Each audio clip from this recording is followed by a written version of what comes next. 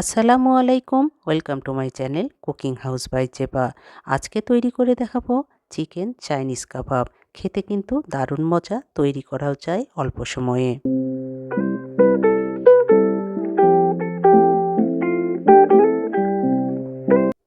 পেঁয়াজ কুচি, কাঁচামরিচ কুচি, বরবটি কুচি, ক্যাপসিকাম কুচি আর পেঁয়াজ পাতা কুচি নিয়েছি। আর নিয়েছি বাঁধাকপি কুচি। আপনারা নিজেদের পছন্দ অনুযায়ী কিন্তু সবজি দিতে পারেন। মুরগির বুকের মাংস আমি সিদ্ধ করে তারপর ব্লেন্ডারে ব্লেন্ড করে নিয়েছি। একটা কড়াইয়ে পরিমাণ মতো তেল দিয়ে দিয়ে দিলাম পেঁয়াজ কুচি। পেঁয়াজ কুচি দিয়ে কিছু সময় ভেজে নেব। এবার দিয়ে দেব কাঁচামরিচ কুচি। কাঁচামরিচ কুচি দেওয়ার পরও কিছু সময় ভেজে নিতে হবে। আদা বাটা, রসুন বাটা আর জিরে বাটা দিব। এই মশলাগুলো দেওয়ার পর সব কিছু একসঙ্গে কিছু সময় ভেজে নিতে হবে। এতে করে মশলার র ফ্লেভারটা চলে যাবে। এবার একে একে সব সবজিগুলো আমি দিয়ে দেব। বরবটি কুচি, বাঁধাকপি কুচি, এগুলি দেওয়ার পর উল্টিয়ে পাল্টিয়ে কিছু সময় ভেজে নিতে হবে। এই ক্ষেত্রে কিন্তু চুলার জালটা একটু হাইয়ে রাখতে হবে, না হলে সবজি থেকে পানি বের হয়ে যাবে।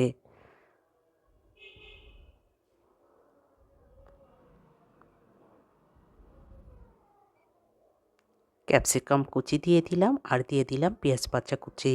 সঙ্গে দিয়ে দিলাম গোলমরিচ গুঁড়া এবং সয়া সস। এবার আরও কিছু সময় আমাকে ভেজে নিতে হবে।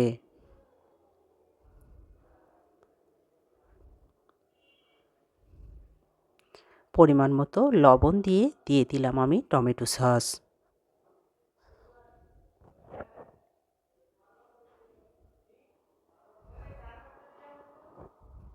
এবার দিয়ে দেব আমি কিমা।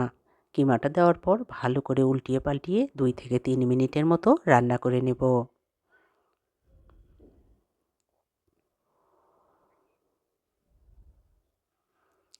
লেবুর রস দিয়ে দিব 1 টেবিল চামচের মতো। এখানে লেবুর রসের পরিবর্তে ভিনেগার দিলেও চলবে।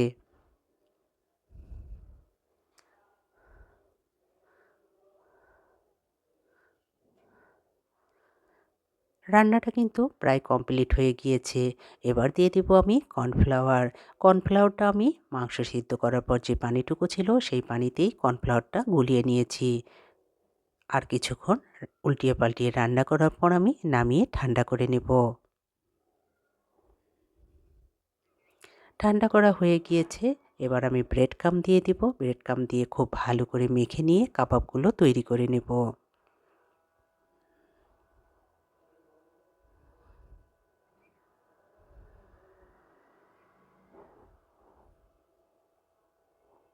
মাখানো হয়ে গিয়েছে। এবার আমি ডিম আর ব্রেড ক্রাম্ব নিয়ে নিয়েছি। কাবাবগুলো তৈরি করার পর ডিমে চুবিয়ে ব্রেড ক্রাম্বে গড়িয়ে নিতে হবে। এভাবে করে আমি সবগুলো তৈরি করে নেব।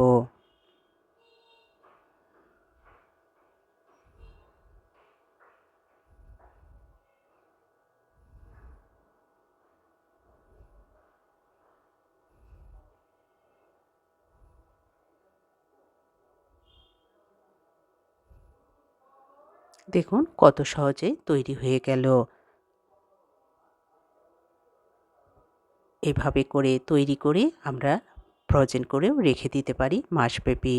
একটা কড়াইয়ে পর্যাপ্ত পরিমাণ তেল দিয়ে দিলাম।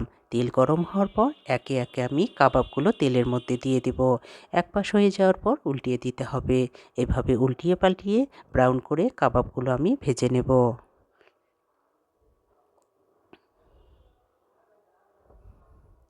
ভাজা হয়ে গিয়েছে, এবার নামিয়ে পরিবেশন করে দেখাবো।